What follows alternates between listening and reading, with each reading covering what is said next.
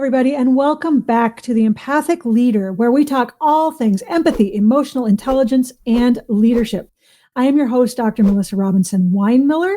Please remember to like, subscribe, and comment, because this is how we keep the conversation going. And please help me welcome my next guest, Susan Hensley. You're going to love her. This is someone that I met in my recent TEDx talk. It was funny because somehow I ended up being first and she ended up being last. So we were the TEDx bookends, which was kind of cool, actually. So let me tell you a little bit about her. She is a transformational coach, speaker, and author dedicated to helping people navigate life's transitions with joy, creativity, and resilience, which is a chunk of what her TEDx talk is on. So I would totally encourage you to find it, and we'll make sure we have the link in the show notes as well. She has decades of experience as a corporate executive and leadership coach, and a deep understanding of the challenges and opportunities that come with major life changes. And as we all know, when you're in a leadership position, the only constant is change. So being able to navigate those is truly a skill. Drawing on her extensive background in HR, coaching, and journalism, Susan's mission is to empower people to unlock their inner wisdom, creativity, and sense of play during times of uncertainty and change. And as we all know, when you get into that change, swamp, sometimes it can be hard to be playful and joyful. So to be able to bring those in makes a big difference. She does workshops, speaking engagements, one-on-one coaching, and her diverse career path includes serving as a broadcast journalist and news anchor, as well as holding executive positions in the US and Asia. I am so excited to have her here today. It's my TEDx sister from another Mista. Please welcome Susan Hensley.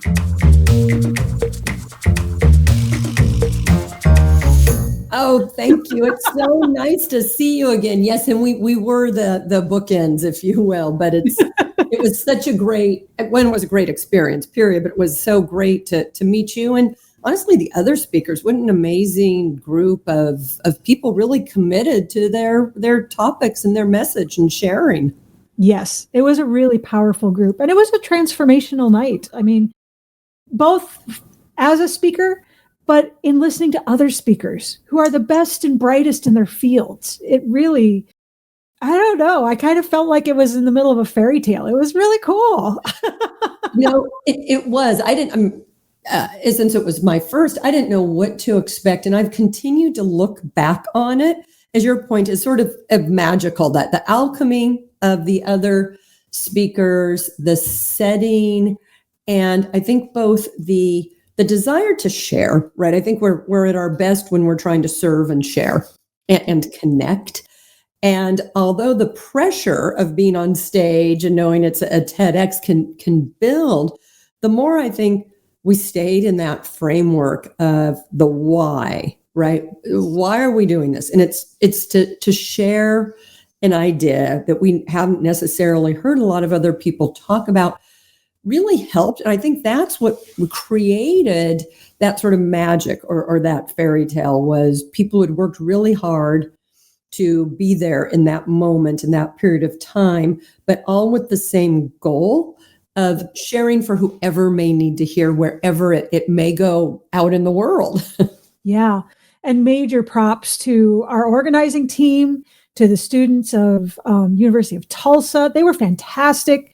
To TEDx as an organization for allowing these things to happen and these ideas to spread, Yeah, I'd always admired the organization from afar, and this was my first experience and even first application, and the professionalism of the students, and then the idea, both what was local and what was sort of national or broader, and the intermixing I found was really powerful in terms of the speakers, right? There were two people who were actually affiliated, a student and a professor actually affiliated with the university, and then just the really broad mixture. But no, as I reflect, it's a really peak experience for the overall mindset of service, of sharing, and with a really high level of performance, if you will, competence, mastery. That wasn't about me. It was about how do we impart this best and make the overall organization, we always joke about Big Ted, proud. Yeah. Well, and I mean, the whole basis is ideas worth spreading. Right. So if we're thinking me, then it's not spreading. No. I want to have as many people in on this conversation as possible because I want this idea to spread. So with that, I would like to start with you and hearing more about your journey, and how you got from point A to point today. It's a surprise. I think I started off and still am probably pretty type A and pretty goal oriented. Yep. And the mystery, if you will, and sort of the great thing about life is all the twists and turns if we stay flexible and curious. I knew from 6th grade on, I wanted a career in broadcast journalism. And I did that until it didn't fit anymore. And then I recognized my life, who I was, needed a new dream, if you will. And thus the HR career that fit really well with raising a family and where I wanted to live at that time. And then when that stopped fitting, right, instead of forcing it, because the first thing is, this isn't my plan. And so what does it look like when I go off plan? Because that can feel very scary. And you can wonder what's wrong with me. I could do this job so well before, and now it just doesn't work, or it's not happening. And that's, I think, where I got really interested in coaching through life transitions. When you recognize that we all are going through transitions, about the research shows every 18 to 24 months, something, whether it's physical move, we were just talking about your move and what that was like, whether it's professional, whether it's a relationship, a change in our family dynamics. And the more we can enter a transition, understanding that there's really very distinct phases. There's an ending that needs to be honored and felt, and rather it's grieving or processed or even just sort of thanked, if you will. If we skip that step, it can feel very unfinished. And there's that horrible, messy middle. Even if we think we know where we want to go, it's like, how do we really get there? And you're trying different things. And then there's the new beginning, which isn't always what we think it's going to be. It doesn't mean it's going to be bad and it's not going to be great, but it surprises. And as I reflect on all the twists and turns in my life, and I was once working with a professional coach who joked that my career had been like a spiral staircase. It had not gone straight, but each piece, the journalism piece, the HR executive piece, the piece of working in Asia, each piece, having written a book about creativity and how to use creativity, sort of built on the previous steps. Yeah. And it's interesting because as I hear you talking about it, I'm also hearing a heavy dose of self-empathy and self-leadership in being able to say, okay, I'm moving on, but that doesn't mean I'm a failure. That isn't me judging what happened. This is just me being able to say goodbye to an old friend and move on to the next space. And I can do that because I have enough empathy for myself that I don't have to judge myself to do that. One thing that you and I have in common to a certain degree, I was a musician for a long time, like 40 some years. And when I had to exit out of that space, you're on stage, you're under the lights, you're dealing with a lot of scrutiny. You're only as good as your last show or your last broadcast. No matter what you're doing, someone else is doing it better. That kind of life. Yeah. When you walk away from that, the judgment becomes very ingrained. And it can be very easy to judge yourself when you walk away from it. And the self-empathy side of that becomes very, very important. But I appreciate that what I hear you saying is that you were able to tap into that self-empathy and to take these different changes and these different routes. And it sounds like you've, through your leadership experience, been able to now take that to other clients. Am I hearing that correctly? That to a certain degree, you are involved with empathy, but with self-empathy as the root of it. Yeah, I love how you said that. And I was so, drawn to you in your talk because of the topic and really understanding the layers of empathy. I think until I had learned from you, I was probably using the words like self-compassion or figuring out how to be your most encouraging self. And It is very hard. I was in 2 professions where you're only as good as, what you did a moment ago. And each day felt like a brand new day where you could quite honestly lose your job or humiliate yourself. That was a story you can tell yourself, right? Yes. And learning to be kind, even when it's hard, right? Because it's not always easy to yourself. Making that a habit, I really feels like building a muscle. And, it's like when you work out, you want to get stronger, really building in. And I try and start sometimes with easy areas with myself in key relationships. What are the easy areas to express support and kindness to myself and to keep saying, this is new, or this is a loss or a transition. This is what getting older feels like. This is what caretaking feels like. It's okay that it's hard. I actually find one of the things when I've worked with clients is that we don't want things to be hard. And when they are hard, we feel there's something wrong with us because we believe everyone else is having an easier time. I would love to blame everything on social media, but well before social media, back in the day when I was, in TV, it looked like things were being handed to everyone else, if you will.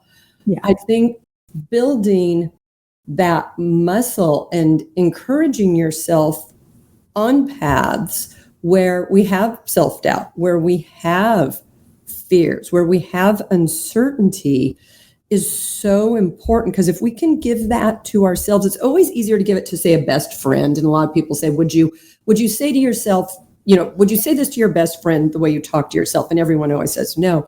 But it is interesting because the more you find a way to talk to yourself with kindness, actually the better friend, the better partner, it becomes much easier. Because I think sometimes there's a layer of judgment that we're not even acknowledging in our relationships, with our teams, with our groups. Because I've led some very large teams in some very intense moments. And the greater I could practice and share, this is hard. I am having a hard time. The more as a leader, I found the teams followed and actually responded to me. When I acted like I had all the answers, I would get feedback that I was off-putting or intimidating or this. Whereas when I was much more open, we talk about vulnerability in that sense about this is hard. I am here to help. It's amazing the connection that builds.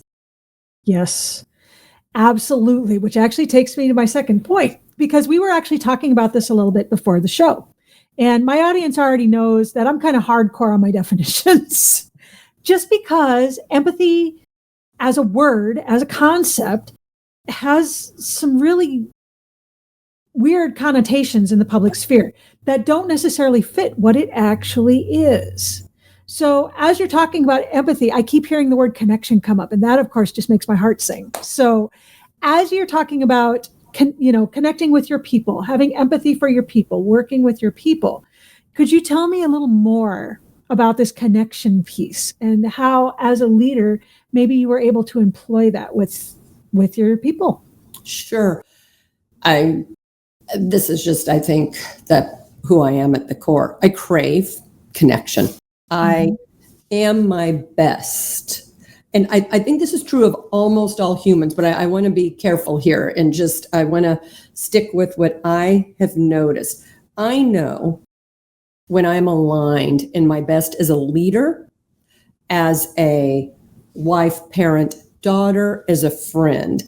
And it's when I am aligned, starting first with connected to myself. That's that empathy. And I'm not saying yes to things. I'm not berating myself, because then what I have found it enabled me to do in some of the most challenging team situations I've had to lead through is it allowed me to extend that. And when I felt connected to the teams and the teams felt connected to me, even when things were very hard, we were making hard decisions and doing hard things and working a lot of hours, that worked as its own fuel. it became, sort of use a current business term, a flywheel. That connection, and it's why I talk so much about it, I think brings energy, whereas fear and that very top-down leadership style, it's not fear of making decisions, because when there is a leader, sometimes you are going to make decisions, they're not going to be popular, but where there is the sense of the why you're making the decisions, what values are informing your decision, what vision you are following to make that decision, and it's in alignment, it is amazing the energy that builds versus the energy that just gets washed down a drain when people are working from a place of fear and disconnection. And I can't tell you how many times I've seen that play out. And people want to connect. It's just on a leader. It's why I love your research. Like the first time I heard you give your talk, we had a couple days of rehearsals, and I was so struck by it. 'Cause it's like you've given voice, and I appreciate how specific you are about the definitions to how to build trust within a team or in any relationship and move forward with people. Because it's not influence, which the way we use it can sound very manipulative. Yes. And that worries me, because I think there's a very neutral, even positive sense of influence. But boy, in today's social media, where like influencers feel like they're just people trying to sell you stuff. Yes. Yeah, absolutely.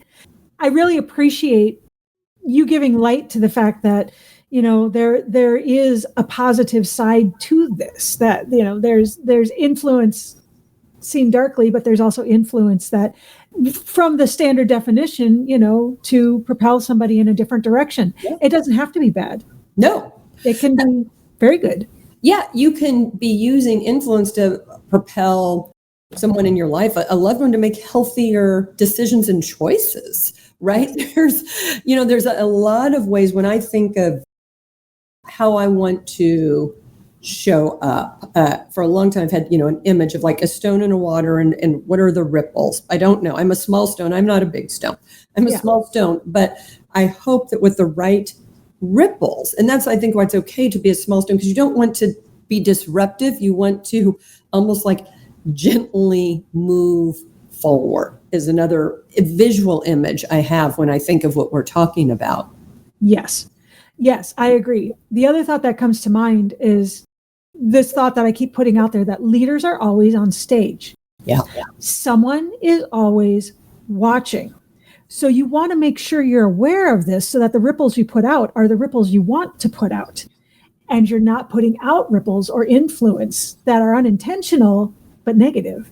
And this is important. It's so, what's funny is I've known for a long time what you have said. It's very entertaining at this stage of my life. I won't get into it, but I have a child who's a young worker.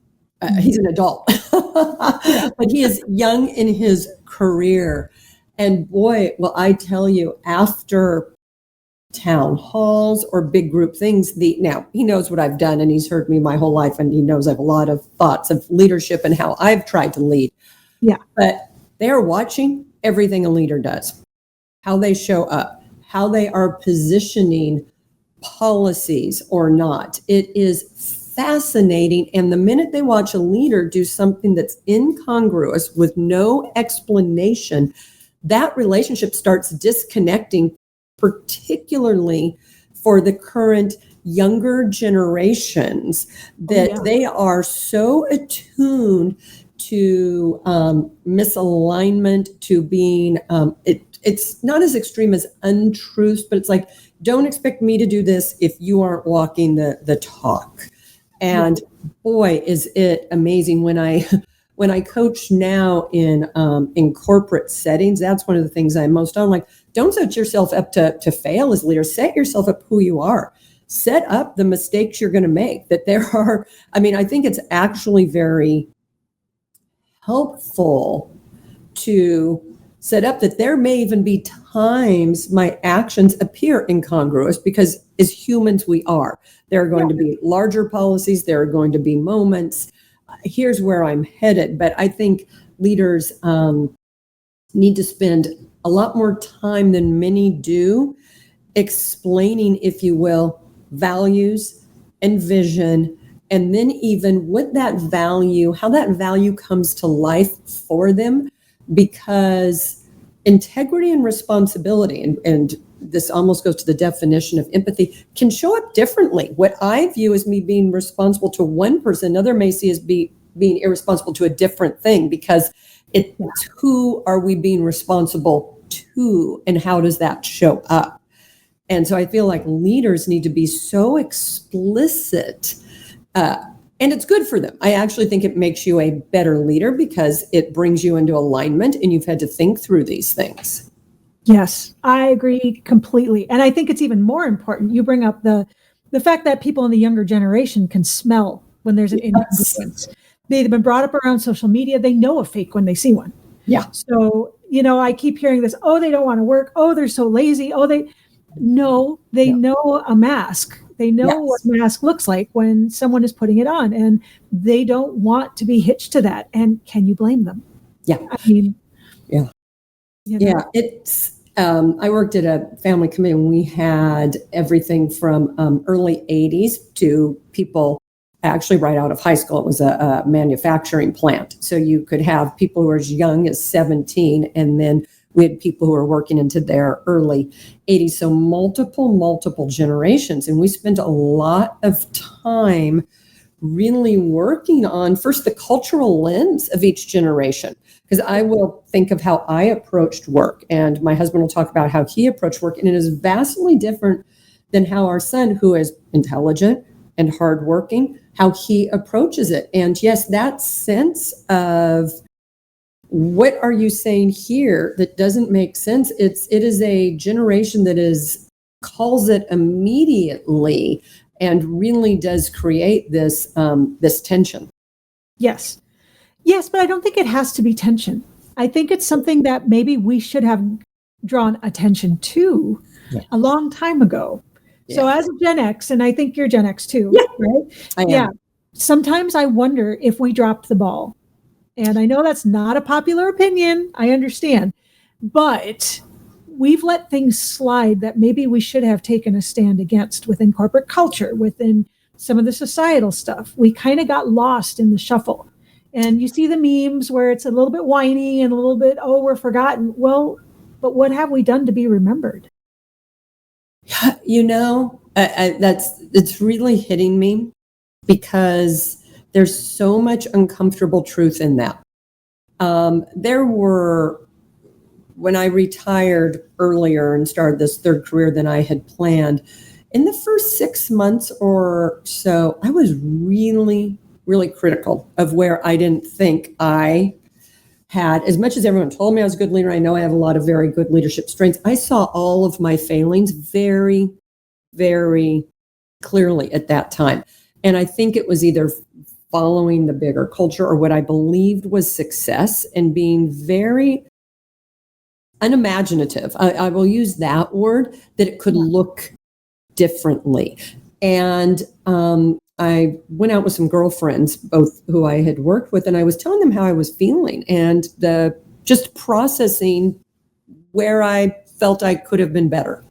Yeah. And they were both trying to make me feel better because, girlfriends. And it wasn't I needed to feel better. It was, you gave such good voice to it, because it was only in getting out of that culture that I could reflect that there were a lot of really unhealthy things that I adopted and continued to perpetuate, that I knew were not, rather it was work hours, so that's the sort of thing I'm talking about, expectations of working on weekends, expectations of women, whatever those expectations were, that although I held myself to all of those standards, there was sort of this sense that because I was willing to make all those sacrifices, everyone else should, and that was the only way. And that's actually where a lot of my uncomfortable self-reflection has sat. And in this third iteration, if you will, of myself, one thing I'm working so hard to do is to be really honest. You said that,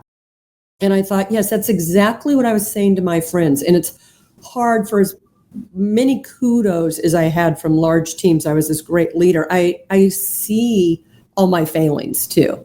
and where I could have moved the culture to be even better and done more, particularly to help women with children, and this sense of, you'll appreciate this, perfectionism, right? It gets to my TED talk a little bit. It's obviously a theme in my life of the really dark shadow that holding ourselves up, women particularly, into a perfectionist standard can do. And then because we do it to ourselves, doing it to others. Absolutely. And that was exactly it. I was doing it to myself, and because I was enduring it and finding success, because that's the other thing that's interesting. You will get succeeded. You will get rewarded for things that aren't always healthy. I believe it's possible to succeed and still have those choices be more thoughtful. I really, really do. And there's a lot of really good work that proves that, but it's hard. Yeah. It takes a lot of courage. It is. It takes a lot of courage, and it does take a lot of self-reflection. So what I've looked at is that you have to start with the self-reflection, and it's uncomfortable, which is why being able to be critical, not caring, you're critiquing what you're doing, you're looking at you're doing, but you're not giving it judgment. You're not giving it negativity. You're like a computer. You're just crunching it, because if you can have the self-reflection, that can lead to self-awareness and actually understanding where you fit in the larger sphere, which then leads to self-empathy. But it takes being able to do that. And it's easy for me to say, oh, just do this, this, and this. But actually doing it and being able to look at yourself without the critique, without the judgment, especially if you've been type A, if you're super highly self-actualized, if you've been in these top spots and these things have rewarded you, it's hard to get away from them. Yeah. No, I resemble everything you just said. I love the way you say, I feel like I'm having a therapy session trying to put into perspective all of that, but it's true, right? I just want to say that what you've just said has been my experience. And to go back to what that self-empathy is, to look at it as data and input versus needing to flagellate myself, to be critical of myself, to be able to say, as I know better, I do better. Yes, absolutely. And that you didn't know everything. No. You, like the rest of us, were just a little bunny trying to get through. Exactly. I mean, how many of us have had to fake it till you make it, and we cling on to whatever has worked. And unfortunately, it can lead to the self-judgment. It can lead to the self-flagellation, But at the end of the day, we're all just doing the best we can with whatever tools we have. Yeah. No, I think that is not my mantra for the year, but I think of, we're all doing the best we can with where we are, right? We're doing the best we can with our tools.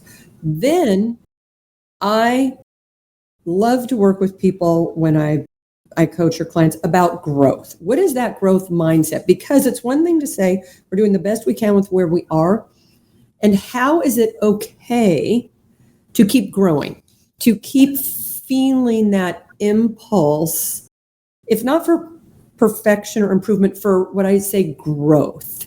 I'm in this phase of my life that when I'm traveling to different places, I'm fascinated by weeds and how they come up through concrete. I mean, talk about an impulse to growth. And I find it beautiful, not like they have to be pulled, but it's like, yes, that's all that this is. And when we get stuck in image or perfectionism, it actually keeps us from growth. It keeps us from breaking through. And that's what, it's that self-empathy of, I'm doing the best I can with what I have. And I want to grow and explore and be curious, whatever that looks like. Yes. But without being driven. Yes. It's such a delicate balance, because I feel like it's the driven that shoots us into perfectionism and into what I would say society's expectations of where you should be X, Y, and Z now, right? Yes. Which isn't bad to look at, but to be more of an observer than buying into it immediately. Right. And I'm not even saying it's bad to do. I mean, there are times in your life when you have to be driven, you have to be motivated, but there's a way to do it healthily, Right. so that it doesn't consume you. And that's the tightrope that I've had trouble with, because at times in my life, it's been all consuming. Yeah. And getting away from that is hard. It almost becomes like an addiction. Well, it does. Yes, the addiction analogy, because the faster you run, the faster you can run, right? But we don't want to live our lives like that in success. And I remember I always joked with teams that what it was like to slow down on large projects, after a big push, no one would feel like they could slow down because they had gotten used to the pace of the push. Yep. And one thing I always talked about is, no, this is a rest and recovery. And people really struggled with it because we had gotten used to it. And we had normalized it. And what is it like to pull back? Is it's actually then uncomfortable to go slower and judgments turn in. And yet it's so much healthier to work like that. But it's very, very tricky, because sometimes you just feel like a hamster in a wheel, and the faster you can make the wheel go, the faster you can make the wheel go till you fall off, and then you can't do anything, right? It's actually, much healthier to take a few breaks. Yeah, it absolutely is. And culturally, we feed some of this, so it's not necessarily healthy. Susan, this has been amazing. Yeah. Please tell my audience where they can find you. And I do want to make sure we mention your book, because it ties into your TEDx talk, Art for Your Sanity. So please. Sure. So easiest way to find me is my website, which is this, susan-hensley.com. And yes, one of the things I did in this third career is wrote a book about the power of art journaling, which is Art for Your Sanity, how art journaling can help you manage chaos and unleash joy, which is about creativity. It is about growth. It is about self-empathy. That's where we tie in. But this has been such a terrific discussion. Yeah, the minute I met you and heard your talk and all the amazing research you've done on empathy, I knew I wanted to continue to have you in my life. So this was great. Thank you so much. Absolutely. I mean, what is it they say, that you are the culmination of the 5 people that you are closest with, or something along those lines. So you're exactly the kind of person that I want to surround myself with, because you're going to make me a better version of myself. Exactly. The way the conversation builds and grows, and when you feel like you're learning and connecting again. Yes, that's the sort of thing that, fills my heart. Me too. So just thank you so much for being here. And I'm going to wrap up with one final question. So if you can think of a leader in your life, alive or dead, known or unknown, that influenced you and the way you lead, who would it be and why? So it's, I hope it doesn't sound funny. It's going to be Nelson Mandela. I travel a lot, and probably 15 years ago, went to South Africa and toured Robben Island. And I'm not an expert in this, but what was so moving about his leadership in a culture where we want to punish bad, and so you bring this to like very safe corporate America, the way he led, what reconciliation really looked like in moving forward, and the vision for moving forward was so moving to me, that although I had these deep perfectionistic tendencies, and I worked in a culture of continuous improvement, but in continuous improvement, you can be in continuous blame if you're not careful. There's a very big shadow in continuous improvement if it's not handled about growth, and instead blame. And I remember being so moved, and what I learned when I was traveling, that's why I love traveling, that how are you constantly making people who maybe didn't do well or as well as they could part of the new vision, and bringing them in. So in its own very, very small way, like little pinky way, I found him, what he did with the country, so helpful in a culture of really high achievement, high engagement, continuous improvement, striving for excellence, to figure out how to bring everyone along in that, because those aren't traits that include everyone. Those are attributes where you have stars. And so how do you make sure everyone feels included? So that was probably a lot more than you meant, but. No, that's fantastic. I asked that question partially because I like to know what, influences people, but partially because I learned so much about the person by their answer. So I appreciate that very much. Susan, thank you so much for being with us today. We sure appreciate it. Thank you. Been loved it. Bet. And thank you, as always, to my audience. Please like, subscribe, and comment. We will see you again next week. And in the meantime, remember to use your empathy.